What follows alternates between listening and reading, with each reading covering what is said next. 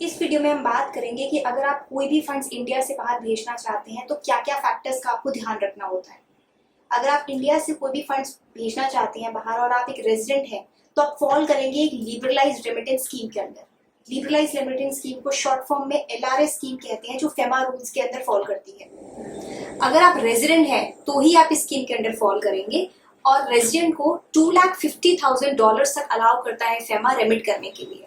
तो LRS scheme में $2.5 लाख तक आप रेमिट कर सकते हैं अगर आपकी करंट अकाउंट ट्रांजैक्शंस हैं या फिर कैपिटल अकाउंट ट्रांजैक्शंस हैं। करंट अकाउंट ट्रांजैक्शंस में कवर करते हैं हम बिजनेस ट्रैवल, गिफ्ट्स, या फिर कोई आप रिलेटिव को बाहर मेंटेनेंस भेजना चाहते हैं या फिर आपने बाहर कोई एक्सपेंस किया है, वो सारी ट्रांजैक्शंस जो है वो करंट अकाउंट ट्रांजैक्शंस में फॉल करती हैं। कैपिटल अकाउंट ट्रांजैक्शंस वो होती हैं जो कैपिटल क्रिएट करती हैं, जैसे कि अगर आपने बाहर कोई कंपनी में इन्वेस्ट करना है, कोई सब्सिडरी बनानी है या फिर कोई प्रॉपर्टी में इन्वेस्ट करना है, वो कैपिटल अकाउंट ट्रांजैक्शंस में फॉल करती है। ये था हमारा सारा ओवरव्यू कि LRS स्कीम में क्या क्या फॉल करता है और हमें किन किन चीजों का ध्यान रखना है ट्रांजैक्शन करते हुए। नाउ वी विल डिस्कस कि स्टेप बाय स्टेप प्रोसीजर क्या है अगर आपको बाहर फंड्स ट्रांसफर करने हैं। तो सबसे पहले आपको डिटरमिन करना है कि क्या रीजन है आपका बाहर ट्रांसफर करने का।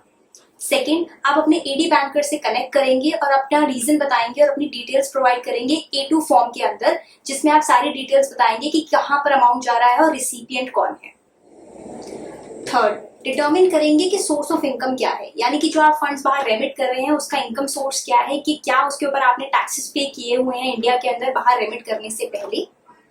एंड लास्ट, ध्यान देंगे कि 15 CSCP अगर रिक्वायर्ड है इनकम टैक्स के अंदर तो उसे फिल करके फर्निश करेंगे इनकम टैक्स डिपार्टमेंट में। इन सारी चीजों का ध्यान देना है जब आप रेमिट करेंगे फंड्स बाहर, इंडिया के बाहर।